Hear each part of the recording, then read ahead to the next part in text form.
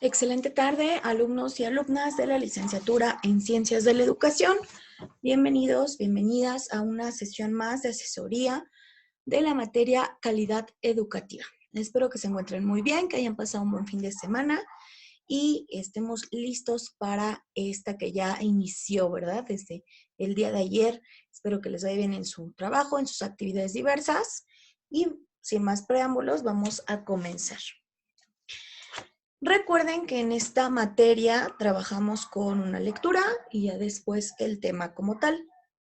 En la plataforma ustedes le dan el link que los lleva directo a Jamboard y ahí ustedes pueden subir o realizar, más bien no subir, realizar la actividad que se les pide y con ello ya me llega directamente a mí, ¿sale? No es necesario descargarlo o enviarlo nuevamente en plataforma, sino que ya me llega directamente a mí su actividad.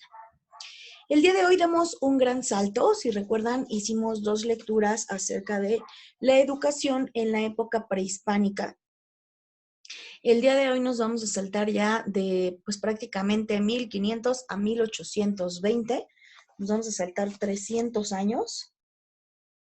Y vamos a leer justamente, 1870, perdón. Vamos a leer justo una lectura que se llama La escuela en 1870. Porque ya para esta fecha ya cambiaron mucho las cosas, ¿no? Ya no había los calpulis, ¿no? De la época prehispánica, ya no se les educaba para ser guerreros, sacerdotes, ya no, las niñas estaban en casa aprendiendo a la parte de los quehaceres del hogar, de la costura, la alimentación, ya cambió pues mucho esta educación. ¿Debido a qué? Debido a la etapa de la conquista, por supuesto, para 1870 ya pasaron cosas importantes en nuestro país, ¿sale? Pasó la conquista, pasó la Nueva España y justo acababa de pasar la lucha de independencia, que fue en 1810. Entonces, ya hubo bastantes acontecimientos importantes y vamos a conocer algo sobre la educación de la época, ¿de acuerdo? Este texto lo escribe Ignacio Manuel Altamirano. ¿Quién es este personaje? Bueno, este personaje nació en Guerrero el 12 de diciembre y fallece en Italia. Él es hijo de padres indígenas, estudió en el Instituto Literario de Toluca y luego él estudió leyes en la Academia de Letras, ¿sale? Él fue una gran figura literaria y política del siglo XIX. Altamirano abordó en gran parte de su obra muchos temas referidos a la educación, sobre todo a la escuela primaria y la importancia de esta en el mejoramiento y superación de las masas populares. Tiene varias novelas, él es pues escritor, fue escritor, Clemencia, La Navidad en las Montañas, El Zarco, ¿sale? Que se convirtieron en obras clásicas de la literatura mexicana. Entonces, este autor, Ignacio Manuel Altamirano, nos escribe sobre la educación en 1870. Dice, la escuela popular, como debe suponerse, conocidas mis ideas democráticas, ha llamado siempre de una manera grave mi atención. A ella he consagrado frecuentemente mis pensamientos. En ella he puesto mis esperanzas más risueñas. Y cada vez que una gran desgracia pública o la simple comparación de nuestra miseria con la prosperidad de otras naciones ha venido a revelarme los efectos de nuestra parálisis intelectual y moral, he vuelto los ojos a la escuela primaria, como la santa piscina, cuyas aguas maravillosas encierran solas el secreto de nuestra curación radical. Pero arrebatado desde que pisé el campo de la prensa por los huracanes de la política y obligado a pensar en asuntos más urgentes, como eran el triunfo de los principios reformistas y la defensa de la patria, no pude consagrar a mi objeto favorito sino esfuerzos intermitentes e ineficaces por su carácter y por las circunstancias. Sin embargo, yo no aguardaba más que el buen tiempo, y cuando me filié desde muy joven bajo las banderas progresistas, me animó desde el primer instante la esperanza de que pronto me vería en una situación de emitir mis pensamientos. último de los obreros de esa gran generación de la Reforma, cuyos miembros hoy ciñen su frente con una corona de cabellos blancos, o con la aureola del martirio. Último, repito, por mi edad y mi valía, comprendí como ellos que nuestra misión no era destruir, sino para reedificar después, y que si teníamos que imponernos la ruda tarea de echar abajo el viejo y sombrío edificio del retroceso, se nos imponía también el deber de levantar enseguida el nuevo y glorioso edificio del porvenir, bajo las sólidas bases de la libertad y la civilización. Espérenme tantito, ¿eh? Voy a tomar una pastillita de miel porque se me está resecando la garganta. Listo, disculpe. Ha llegado el tiempo. La República levanta su frente victoriosa y la Reforma comienza a florecer, a pesar de las maldiciones impotentes de sus enemigos. Es la hora, pues, de la reconstrucción y de la consolidación. Laboriosa es la empresa, pero ella es inevitable. Si no queremos ver la ruina convertida de nuevo en baluarte y en trono del fanatismo, encadenado hoy, pero no muerto. Dirijamos nuestros ojos a la escuela popular, pero veámosla no como una necesidad de la vida social simplemente, sino como el fundamento de nuestra dicha futura. No con la tibieza del hombre monárquico o del menguado defensor de las clases privilegiadas, sino con el entusiasmo del apóstol del pueblo, con la profunda atención del sembrador republicano. La escuela antigua. Se relacionan tan amargos recuerdos, tan dolorosas emociones, tan tristes consecuencias a la memoria de la escuela antigua, que tratar de evocarla en nuestra imaginación es verdaderamente penoso. Es evocar el prisionero ya en libertad, la memoria de la cárcel en que perdió la salud. Es soñar la víctima escapada, que ve salir del fondo de la tumba al espectro de su verdugo aborrecido. La escuela antigua, qué conjunto de horrores, qué tortura para la niñez, qué castigo para la inocencia. En la escuela antigua, el alma de toda una generación se inoculaba con el virus de una enfermedad destructora, y que no se curaba después, sino merced a una lucha tremenda. A veces, allí mismo, se abría negro y espantoso el sepulcro del pensamiento. De modo que la escuela, que debe ser el dorado vestíbulo alfombrado de rosas por el que la familia humana tiene que entrar al santuario de la civilización, en los antiguos tiempos, era el pasillo tenebroso y deletéreo que recibía a los esclavos futuros en su paso para la ergástula de la monarquía. La escuela antigua. Hubiera debido llamarse mejor el ensayo de la abyección, porque allí se instaba el sentimiento de la dignidad que expiraba palpitante y aterrada en medio de 1000 tormentos ignominiosos, tormentos físicos y tormentos morales, que martirizaban al cuerpo y que apagaban la divina chispa de la razón en el hombre acabado de nacer. Eran las 7 de la mañana. El niño prolongaba cuanto podía su triste desayuno, con 1000 medios que le sugería su agudeza infantil. Y no por saborear el pedacito de pan y la jícara de chocolate o el humilde atole, sino por diferir lo más que fuese posible la hora de su sacrificio. Así es que permanecía silencioso, arrinconado, poniendo una carita doliente y mustia para inspirar compasión. Pero la voz ronca del padre recordaba que era hora de ir a la escuela. El niño palidecía y temblaba. Se llevaba las manos a los ojos para ocultar o enjugar sus lágrimas, movimiento que enternecía el corazón de la madre, siempre pronto a dulcificar ante sus tiernos hijos los mandatos paternales. En fin, era preciso obedecer. La buena madre consolaba al niño, lo arreglaba, le ponía la gran bolsa de lienzo que contenía la cartilla o el catón cristiano o el papel para plagas, el plomo para rayar el catecismo de Ripalda y la pluma de Ansar, pintada de rojo o de verde. Una vez dispuesto, el chico era entregado, si tenía mediana posición, a un criado que lo condujese a la escuela, o se confiaba a un muchacho más grande que pasaba por él. o se abandonaba a su propia obediencia, de antemano asegurada con la amenaza de una zurra de azotes. La pobre criatura llegaba a la escuela y vacilaba antes de entrar en ella. Recogía sus fuerzas para tamaño sacrificio y con el corazón disgustado y miedoso atravesaba el umbral. Tenía la escuela un aspecto lúgubre y aterrador.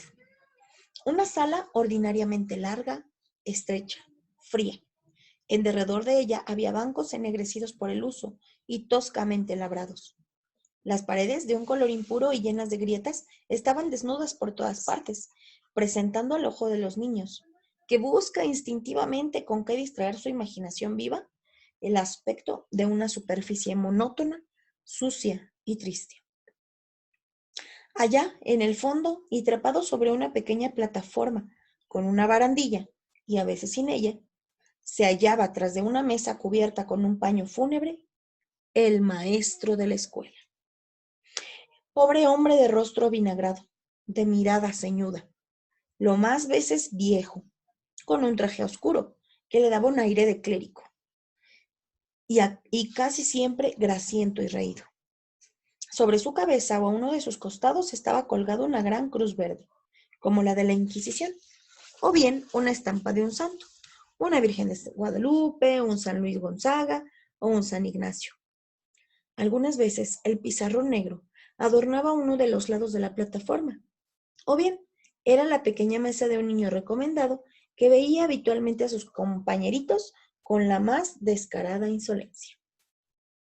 Nuestro pequeño alumno atravesaba a lo largo de la sala, iba a arrodillarse frente a la gran cruz o con la estampa, rezaba el bendito en alta voz y luego se dirigía al lugar del maestro y le pedía la mano. Mano, señor maestro, decía tartamudeando.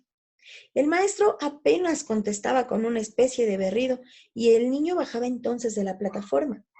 Iba a colocar su sombrero en un montón donde yacían los demás y ocupaba su banco, donde se ponía a leer su cartilla o catón, después de que un muchacho grande le había señalado la lección correspondiente. Entonces permanecía quieto, quieto y solo, leyendo en voz tan alta que se le inflamaban las venas del cuello. Si aprendía a escribir, lo primero que hacía era descolgar una pauta, acomodar el papel que traía y rayarlo con el trozo de plomo oblongo de que venía provisto. Después subía a la plataforma y dando primero su pluma, humedecida de un modo inconveniente, al maestro, éste la tajaba, la probaba y le echaba renglón. Es decir, le ponía un modelo que el chico trataba de imitar. Si su letra mejoraba, era ascendido a otra regla, porque es de advertir que había muchas reglas, desde la primera en que se hacían los palotes, especie de rasgos groseros, o rayas verticales con las que los maestros de aquella época creían ensayar la mano del niño para la gallarda forma de Torio de Palomares, o de cualquier pendolista de antaño, hasta la octava, que era una sola raya, en la que se escribía con letra menuda. Pero para llegar a la octava necesitábanse años, paciencia y sobre todo sufrir todos los castigos que el refinamiento clerical había inventado para corregir a la niñez, educarla honestamente y enderezarla por los caminos del temor de Dios. Supongamos que un niño escribía y que había concluido su plana. Iba a enseñársela al maestro y esperaba trémulo su fallo. «Aquí has echado un borrón, pícaro malvado». Señor maestro, exclamaba el niño, enclavijando las manos. Pero el impecable dómine empuñaba una enorme palmeta y mandaba al chico que extendiera las manos. Este rogaba, lloraba, pero en vano, y acababa por extender sus manecitas que le temblaban, procurando escaparse del golpe. El maestro alzaba furioso el terrible instrumento de tortura y lo descargaba 2 y 3 veces sobre aquellas manos de 7 años, pequeñas y débiles, produciendo un chasquido sonoro como el de un látigo, después de lo cual el dómine arrojaba al suelo la plana. Era una larga disciplina de cáñamo o de alambres.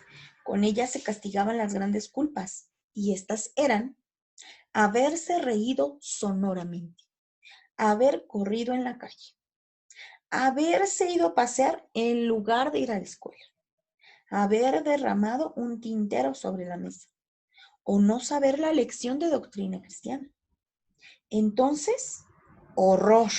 El maestro mandaba desnudar al niño cuyo pudor se ultrajaba alzándosele la camisa para vapulearlo a raíz. Tendíanse el pobrecillo en un banco y poníase el pañuelo o el ceñidor en la boca para soportar el dolor. Y el maestro le aplicaba 1 o 2 docenas de azotes con la horripilante disciplina. Híjole, esta está un poquito larga, bastante larga, pero pues nos habla de cómo era esa escuela antigua. La marca como un horror, ¿no? Un horror. 1870 acaba de pasar la revolución.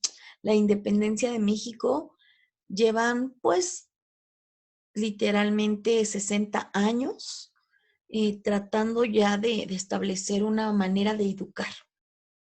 Aquí dice que pues los tenían a todos ahí, el maestro enfrente, se ponían a hacer las planas y si las hacías mal, pues a castigos, ¿no? Castigos físicos. El día de hoy justamente les quiero compartir. Nos entregaron un oficio. Es un oficio larguísimo, de verdad. Luego los maestros vemos que nos traen estos oficios y decimos, ay no, ¿ahora de qué se trata, no? ¿Es más trabajo? ¿Qué pasa? Bueno, eran 3 hojas, así de letra, un buen de letra. Primero viene todo el encabezado, ¿no? De todas las autoridades por las cuales pasa ese documento y van, pues, autorizando, ¿no? Agregando, adecuando y hasta que queda el oficio final. Pero primero se menciona desde dónde viene. Entonces, esa venía pues de la Secretaría junto con los promotores de valores, junto con el Servicio de Igualdad de Género, de Derechos de los Niños, muchas autoridades que fueron aprobando este documento. ¿Qué decía? En resumen, de esas 2 hojas y media decía o nos exhortaba, porque esa era la palabra como clave, hasta estaba subrayada, decía que nos exhortaba a el trato con los niños, que ellos son sujetos de derecho, que no son inferiores a un docente y que merecen todo nuestro respeto. Claro que lo entiendo, ¿no? Al final es un arma de doble filo, porque efectivamente dice que no es que los alumnos sean menos o tengan menos valor. Esta ya es opinión como que personal, no es algo que sea ley o que no se trata de hacerlos menos o de que sean diferentes o inferiores a nosotros, sino que pues están en un proceso de enseñanza-aprendizaje. Entonces sí hay ciertas reglas que se deben seguir. El detalle es que el oficio nos invita a que seamos lo más respetuosos, humanos, cuidadosos y que prioricemos el derecho de los niños. Me llama mucho la atención porque leemos 1870, Ignacio Manuel Altamirano nos habla de una escuela con violencia, ¿sale? Donde los profesores tenían autorizado castigar a los niños como fuera con tal de promover o de que aprendieran algo. Que si aprendían o no, bueno, eso ya no lo dice, solo dice que se aplicaban castigos bastante severos. Y en ese momento no había represalias como tal para los docentes. A veces hasta los mismos padres decían, profesor, si le causa algún problema, pégale, ¿no? O sea, decían los mismos papás, autorizaban a los docentes a hacerlo. Eso duró bastante tiempo, bastante, porque todavía, digamos, 1950, o sea, 100 años después, se seguía manejando el mismo método. Por supuesto que iba llegando más información, pero se seguía manejando el mismo método de golpes. Ya no todos los papás estaban de acuerdo, entonces fue que hubo un cambio, pero digo, 100 años duró este método. Ignacio Manuel Altamirano lo llama como esta escuela del horror, porque pues sí, en realidad quieres ir a aprender o o estar en un espacio seguro y resulta que el profe tiene este derecho de pegarte, ¿no? Retomando el oficio y haciendo este paralelismo con la lectura de hoy, les decía, hay ventajas y desventajas importantes. Por supuesto que es necesario priorizar el derecho a la niñez, pero les voy a contar un caso, ¿no? ¿Qué sucede cuando un niño molesta a sus compañeros? A ver, ¿priorizo el derecho del niño que está molestando o priorizo el derecho de los niños que están siendo molestados por él? Todos son alumnos. Decía el oficio ahí, los exhorto a que traten a los alumnos con dignidad, con interés superior de sus derechos. Ok, ¿qué hago entonces? ¿Sobre quién me voy? ¿Sobre los derechos del agresor o de la víctima? De alguna manera ambos los tienen, ¿no? Entonces es un tema complejo, por eso les digo que tiene ciertas desventajas.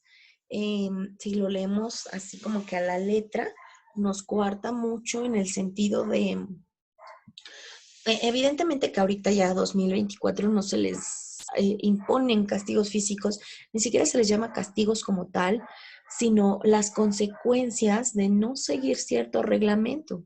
¿Qué va a pasar si se supera el límite, si no se siguen esas reglas? Tienen una razón de ser. Entonces, es un tema complejo porque también esto se relaciona con la parte de la calidad y con lo que vamos a ver hoy, que es evaluación. ¿Cómo es que como docente yo puedo inculcar en mis alumnos esta parte disciplinaria sin caer en el extremo, como menciona Ignacio Manuel Altamirano en 1870?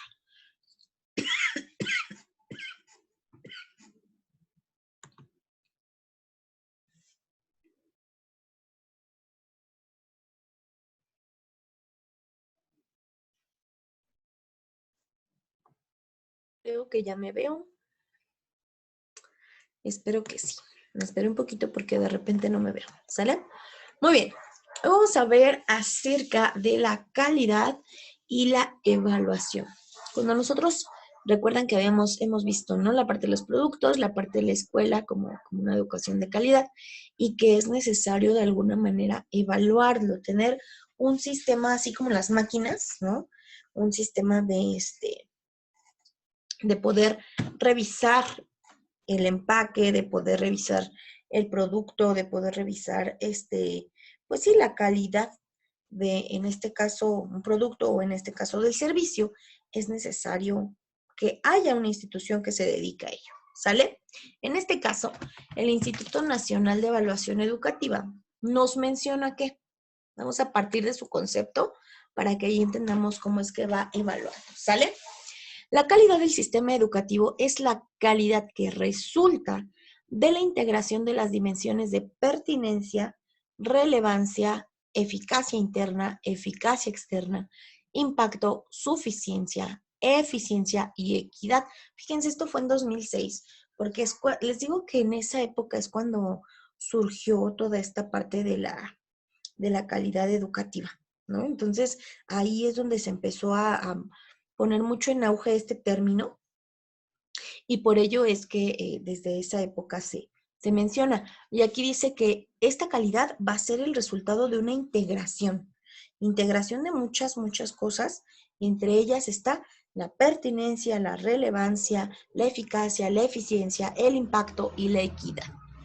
¿Se siguen trabajando estos elementos? Sí. ¿Sale? Calidad educativa hoy en día incluso tiene más elementos. Esta parte de salvaguardar los derechos se ha convertido en un boom muy importante dentro de la educación porque pues ya los niños y niñas son sujetos de derecho y merecen que el adulto que esté a cargo de ellos los respete en todo sentido. Muy diferente a lo que se vivía en 1870, ¿verdad? ¿Esto creen que haya traído consecuencias, este cambio en cuestión disciplinaria, por llamarlo de alguna manera? ¿Ustedes están a favor, están en contra? Me gustaría saber su opinión, de verdad. No, definitivamente ya no se puede regresar a un castigo físico. les digo, ni siquiera decirle castigo, sino una consecuencia física, una represalia física, porque ya los tiempos, digo, ya ahora no nada más son 100 años, son más de 100 años, entonces yo creo que ya es momento de simplemente pasar la página, pero eso no significa que deje de haber calidad, evaluación y disciplina en un aula, ¿sale? Un sistema educativo de calidad es, miren, aquí están como desglosados los elementos que mencionábamos. La parte de la pertinencia, es decir, ¿es adecuado a las necesidades del alumno? No de la sociedad, aquí ya está cambiando esta parte, ¿sale? Ya no es de la sociedad, ya es del alumno, ¿sale? Y la sociedad, no nada más uno, ¿vale? No solamente para una mayor productividad económica, sino también otros elementos. Si se acuerdan, habíamos comentado que, no sé si en esta materia o en la otra, que la educación se enfocaba mucho a brindar mano de obra. O sea, sí, que estudie la primaria, que estudie la secundaria y ya que se vaya a trabajar porque necesitamos mano de obra, ¿no? Para una empresa, sobre todo, que comenzó la parte de la revolución industrial. Entonces, antes se ocupaba para eso la educación. Ahora ya no nada más vamos a hablar de satisfacer las necesidades de la sociedad o la parte laboral, sino también de los mismos alumnos. No nada más que salgan para una productividad económica, sino que también demuestren democracia, respeto a los derechos humanos, que desarrollen la ciencia, el cuidado del medio ambiente, hábitos de vida saludables, enriquecimiento de la diversidad cultural. Y que aquí se va relacionando con la parte de relevancia, que esa educación, que ese sistema educativo sea relevante, sea pertinente y sea relevante. Llevamos dos. ¿Sale? Todo lo que les pueda dar para que se desenvuelvan en el hoy y que se preparen para el mañana, va a ser muy pertinente y muy relevante. No podemos ya brindar una educación de siglos pasados. Y déjenme decirles que a veces sí, somos docentes del siglo XIX enseñándole a chicos del siglo XXI. Tenemos prácticamente 2 siglos de diferencia. No significa 200 años, sino que ya han transcurrido, ya en esta etapa avanzado de un siglo a otro. ¿Sale?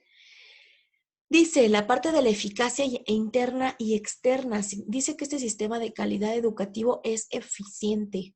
Es decir, logra que la más alta proporción posible de destinatarios ingrese o acceda a la escuela y además que la termine. Y además que logre los aprendizajes esperados. O sea, no nada más es voy, me siento, que me pongan una calificación, sino que tengo que lograr que el alumno cumpla, alcance estos aprendizajes, ¿vale? Estos objetivos. Entonces, quiere abarcar más y que logren aprender, ¿sale? Que tenga un impacto. Que esto que están aprendiendo hoy dure, que sea duradero. Eso es importante, ¿sale? ¿Por qué? Porque si nada más les estoy enseñando a multiplicar para que pasen el examen, ¿no? O nada más les estoy enseñando el tema de solubilidad del agua para que se aprendan el concepto, respondan mis preguntas y además saquen 10 en el examen, entonces no lo estoy haciendo bien. Necesito que mi información, que mis actividades, que mis estrategias de enseñanza vayan encaminadas a ese impacto. ¿Qué va a hacer este niño o esta niña a futuro? ¿Y qué tanto puedo yo contribuir a ese futuro? Eso es el sistema de calidad según esta definición del INE. ¿Sale? Dice que es eficiente y suficiente, es decir, que la escuela cuenta con los recursos necesarios para poder, de alguna manera, satisfacer esa necesidad. ¿Será? No sé si ustedes ya vieron la película de Radical. pero ahí el profe estaba buscando una computadora. Dice, no, pues es que yo de hecho elegí esta escuela, no sé, yo entiendo que no es muy elegible, pero yo la elegí porque aquí dice que tienen un salón de cómputo. Entonces van al salón de cómputo y pues es una bodega, telarañas con polvito. Dice, pero ¿qué pasa aquí? Pues es que instalaron las compus y se las robaron, ¿no? Al poco tiempo. Entonces dices, ¿cuento con recursos humanos y materiales necesarios? ¿Será suficiente? Y además los aprovecho, ¿no? Soy eficiente en ese uso de recursos. Si no tengo lo que necesito, un salón de cómputo, el profe fue a la biblioteca, tampoco había biblioteca, tengo que buscar la manera de brindar esta suficiencia y eficiencia, ¿sale? Entonces, híjole, qué importante es conocer esta parte.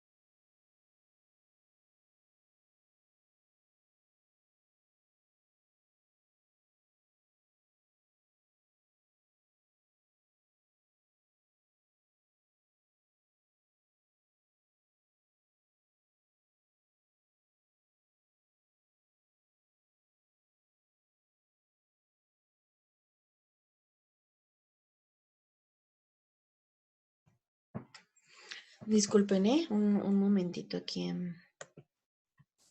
Este, hablando de calidad educativa, esta parte del proceso de admisión a veces es complejo.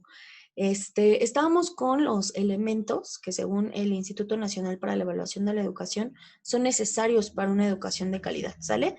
Nos vamos con el último, que es equidad. Considera esta desigual situación de alumnos y familias de las comunidades en las que viven y de las escuelas mismas. Es decir, voy a apoyar a quien lo necesite un poquito más y a lo mejor al que ya va avanzando bien, nada más lo voy a impulsar un poco menos, ¿sale? Es esta parte de equidad. Es distinto a igualdad. No le puedo dar lo mismo a todos porque no todos van a requerir exactamente lo mismo, ¿sale? Y eso es importante, ¿va? Nos habla de una calidad como un concepto dinámico, es decir, que se va transformando, no es estático, ¿sale? Ay, no sé por qué me pasé mucho, aquí está. Y además es relativo. ¿Por qué? Pues porque depende de quién tome el concepto. O sea, yo les puedo dar una perspectiva de calidad. La institución en la que se encuentren puede tener otra perspectiva de calidad, que a lo mejor tiene que ver con brindarles muchos talleres, y eso es calidad, ¿no? U otra escuela dice, no, pues entre más tiempo se les dé la atención, eso es calidad, ¿no? O entre mejor preparados estén mis docentes, esa es calidad. Depende de la perspectiva, ¿sale? Dinámico les decía porque una, pues es movible, se va actualizando, y además porque no se logra en su totalidad, ¿sale? Entonces, dice que el punto más pertinente para valorar esta calidad educativa es el pasado y el futuro de este sistema. Digo, de lo que leímos de 1870 ahorita, hay un gran avance, eso es una realidad, ¿sale? Entonces se puede decir que hay un avance en esta calidad educativa, ¿sale? Esta autoexigencia permanente y razonable de superación. Solamente esto va a poder surgir del interior de cada una de las escuelas, y si nos vamos todavía a algo más particular, de cada uno de los docentes. O sea, desde el interior de cada docente tiene que ir surgiendo este concepto. ¿Cómo estoy brindando yo mi educación hacia este grupo que tengo enfrente? ¿Sale?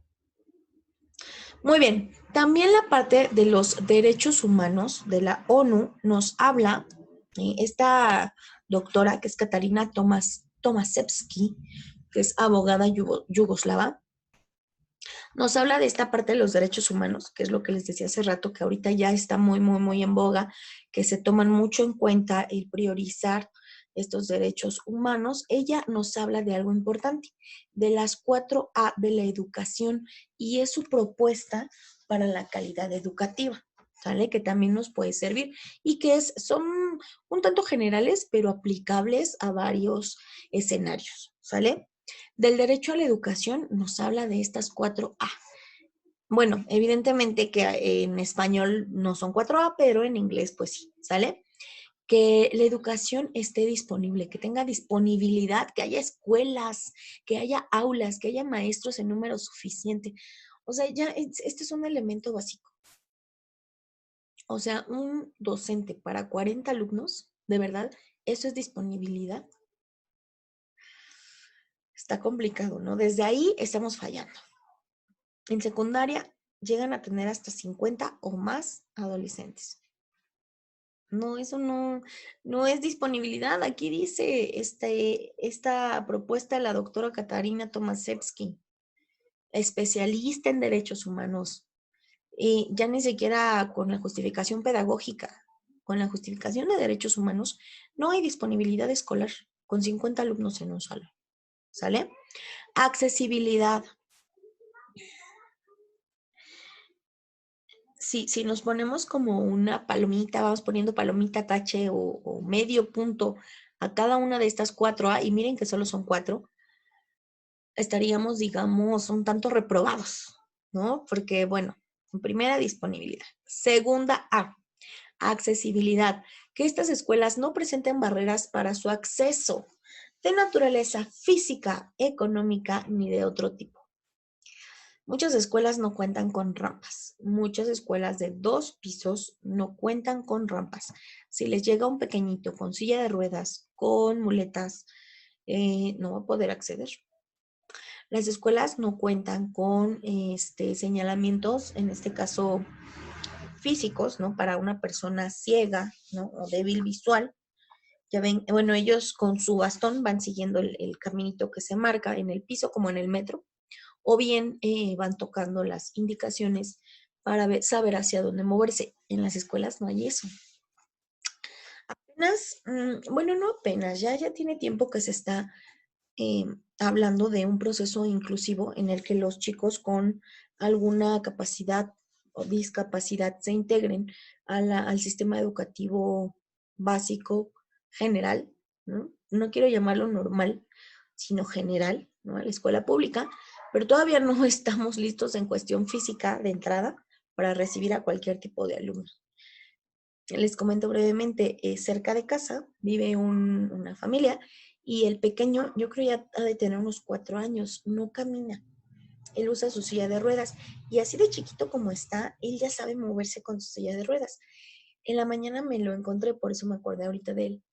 Me pongo a pensar, cuando él ingrese a la escuela, ¿cómo se va a mover si las escuelas no están adaptadas para una silla de ruedas?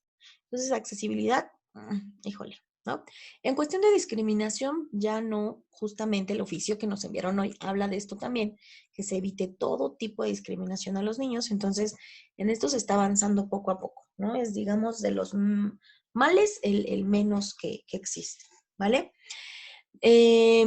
Dice adaptabilidad, que la educación sea relevante, que sea significativa, que atienda a la diversidad que existe, que también es complejo, ¿sale?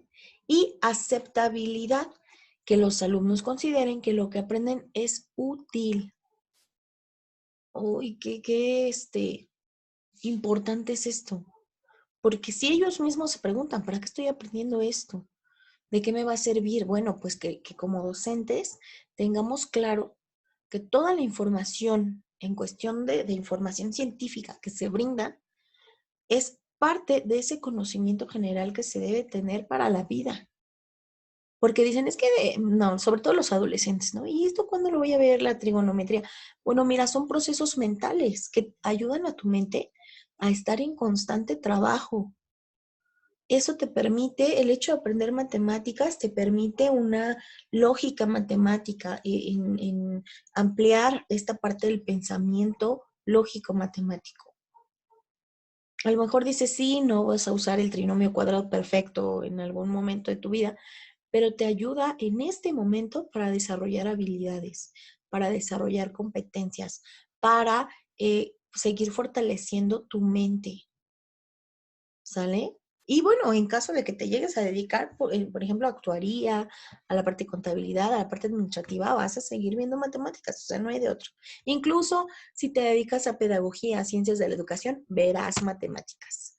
Entonces, que haya una aceptabilidad, esta parte, ¿no? De que se sientan seguros, es un poquito similar a la anterior, que haya equidad para que no se violen los derechos de los niños, jóvenes, ¿sale? Entonces, fíjense cómo estas 4A engloban bastante lo que se requiere de una escuela para que brinde calidad, ¿sale? El Estado tiene que garantizar esta calidad. ¿Cómo?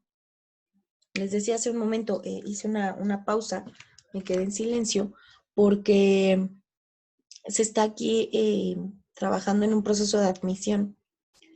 Y hace rato leíamos que hay profes que están ofreciendo, te ayudo a sacar tu cita de admisión, te cobro 900 pesitos. Y de, ay.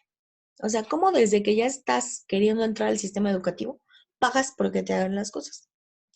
Hay comentarios a favor y comentarios en contra, pero no, chicos, desde ahí, ¿sale? Si ustedes en algún momento quieren realizar este proceso, esfuércense en lograrlo, porque el camino fácil no nos lleva a una educación de calidad, ¿sale? Y no podemos enseñarles eso a los chicos desde ahorita, ¿vale? El Estado educativo entonces se encarga de esta calidad, de esta obligatoriedad de proporcionar los materiales necesarios, la infraestructura educativa, la idoneidad de los docentes desde ahorita que quieren ingresar, que se quiere ingresar al sistema. ¿Qué tan idóneo es este docente que está pagando 900 pesos para que alguien más le saque su cita? ¿No? Y sobre todo que se garantice el máximo logro aprendizaje de los educandos. Constitución Política de los Estados Unidos Mexicanos 2013. Ahorita con esto de la nueva escuela mexicana, justo se tiene que cumplir con esta parte constitucional, que se logre el aprendizaje de los chicos, ¿vale? Dice, por mandato constitucional, las evaluaciones deben, en este caso del INE, Instituto Nacional de Evaluación Educativa, debe de referirse a componentes, procesos y resultados de la educación. Debe hacerlas de logro, de idoneidad, desempeño docente, de escuelas, políticas y de programas. O sea, se evalúan un buen de cosas. Un buen, para considerar todos los conceptos que vimos al principio: eficacia, disponibilidad, accesibilidad, eficiencia, pertinencia. ¿Sale? Entonces, el evaluar todos estos elementos al INE le permite tener esta parte de calidad, ¿sale? Antes estaba esto, los dejé aquí porque esto era el modelo educativo pasado, que se le llamó aprendizajes clave. Ahorita ya no existe, ahora es la parte de la nueva escuela mexicana. Y aquí el objetivo de esta nueva escuela mexicana fue lo que encontré. Dice que pretende un desarrollo humano integral del educando, reorientar el sistema educativo nacional, incidir en la cultura educativa mediante la corresponsabilidad. Son palabras que si nos ponemos a analizar, por ejemplo, esta parte de la corresponsabilidad tiene que ver con que no nada más los docentes son responsables de la educación, también los padres de familia, los mismos alumnos, todos los actores educativos. Esa es corresponsabilidad. Entonces hay que leer muy bien de verdad y entender cada uno de los conceptos para que podamos aplicarlos y en caso de no estar de acuerdo, para poder debatirlos y argumentarlos. ¿Sale? Incidir e impulsar transformaciones sociales dentro de la escuela y en la comunidad. Aquí con esto nos está presentando esto de ir de la escuela a la comunidad, el trabajar no nada más con cosas dentro de la escuela, que hay un impacto a nivel comunidad. Y en el último consejo técnico se hizo eso, se le llamaba educación transformadora, prácticas transformadoras. Decía, ¿qué hacías como docente antes y qué haces ahora? No entendíamos muy bien porque decíamos, bueno, a lo mejor antes, ¿qué tanto antes? Como esta escuela de 1870, ¿no? Que le pegaban a los niños. Esa es una práctica tradicional y una práctica transformadora, pues es que establecemos acuerdos en colectivo, todos firman y ya. Pero esto de establecer acuerdos ya tiene como unos 5 años, 6. ¿Será una práctica tradicional o una práctica transformadora? Nos estábamos preguntando todo esto cuando revisamos un documento más y descubrimos que toman la transformación al hecho de llevar actividades escolares a la comunidad. Eso es lo que nos quieren dar a entender por transformación, ¿sale? Que lo que hacemos en la escuela trascienda a la comunidad. Ejemplo, vimos en la escuela una campaña para el cuidado del agua. Pues no nos vamos a quedar nada más en la escuela, sino que podemos ir hacia la comunidad. ¿Cómo? Pues invitando a los padres de familia, a que sigan la campaña, etcétera. ¿Sale? No sé, se me ocurre. ¿Vale? Entonces, esta nueva escuela mexicana tiene esa tendencia a el trabajar hacia afuera. ¿Vale? Y crear comunidades de aprendizaje más eficientes enfocadas en las necesidades e intereses de los alumnos en relación con sus propios conceptos. Aquí nos habla de que es importante que con los alumnos se trabaje, ¿no?, sobre lo que ellos necesiten. Es complejo porque cada uno pues necesita, le interesan diferentes cosas. Entonces, bueno, tratar de ir mediando esta parte y generar un aprendizaje que de verdad les interese.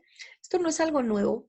Déjenme decirles que desde María Montessori ya se trabajaba algo así. Es un sistema total de educación donde los niños elegían lo que querían ver y entonces sobre eso se trabajaba. Pero eran grupos pequeñitos de 10 alumnos máximo. Entonces, ¿qué se compara con los 50 que se tienen ahora?